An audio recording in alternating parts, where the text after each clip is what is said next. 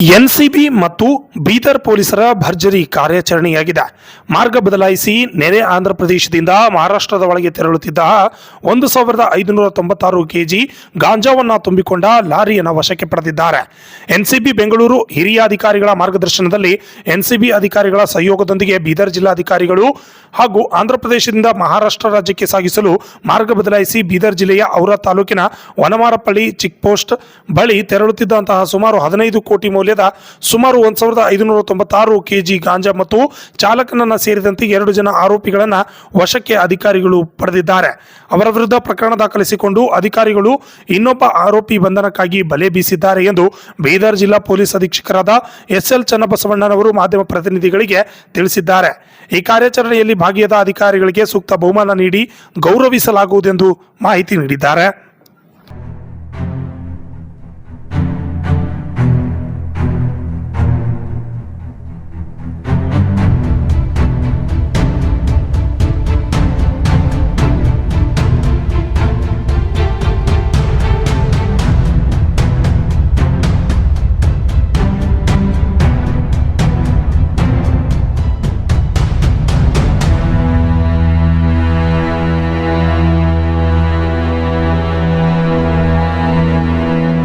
ರಾಜ್ಯ ಪೊಲೀಸ್ ರಾಜ್ಯಾದ್ಯಂತ ಡ್ರಗ್ ದುಷ್ಪರಿಣಾಮದ ಕುರಿತು ಒಂದು ಜಾಗೃತಿ ಓಟವನ್ನು ಹಮ್ಮಿಕೊಳ್ಳಲಾಗಿದೆ.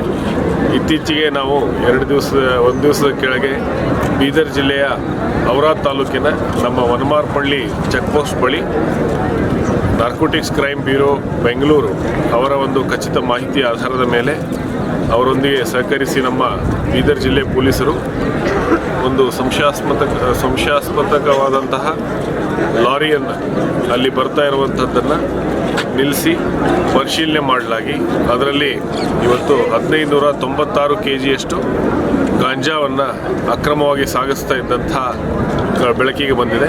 ಇಬ್ಬರು ಆರೋಪಿಗಳನ್ನು ಈಗಾಗಲೇ ದಸ್ತಗಿರಿ ಮಾಡಲಾಗಿದೆ.